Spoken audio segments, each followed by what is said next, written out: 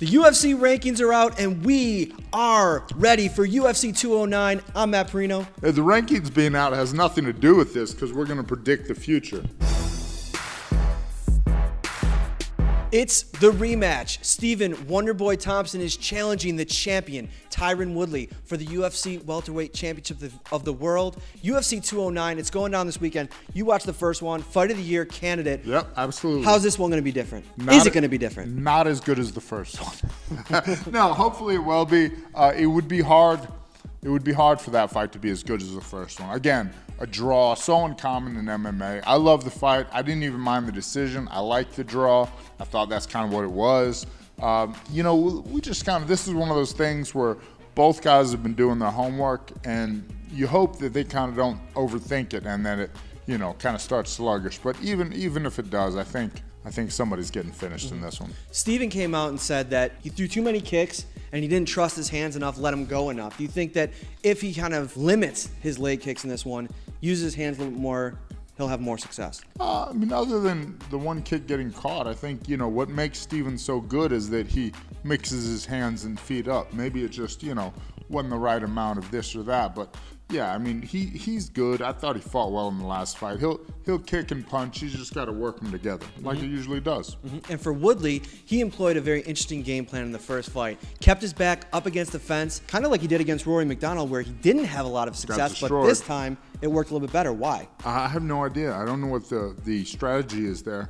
I like the way he fights. He kind of moves, and then he picks his spots, and he goes hard, and then if there's nothing there, he lets it go.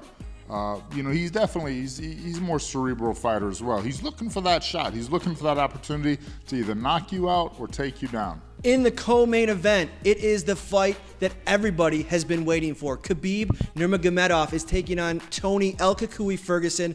The interim lightweight title is on the line. For the hardcore fans, this is a fight that's been years in the making. They've been scheduled twice to meet, haven't been able to do it. I think it's like 17 wins in a row between them.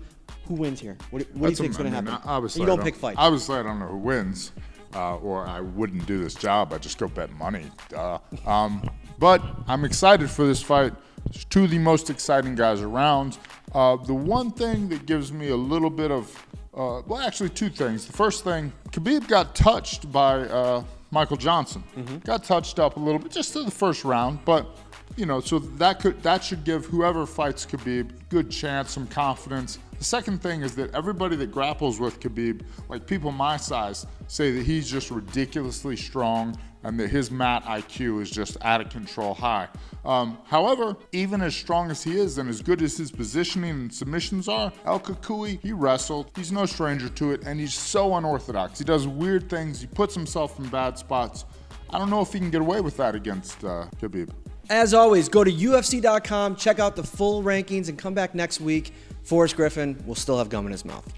And the rankings will still be hot off the press.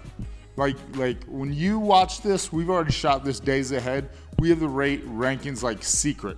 We have to burn the papers when we're done and to delete the files. It's crazy. It's crazy how much care goes into keeping you guys from getting the rankings 2 days early. They're more secure than our government's documents, for sure. Especially the Democratic Party's documents are way more secure. Russia will not get the rankings. Not even for Khabib.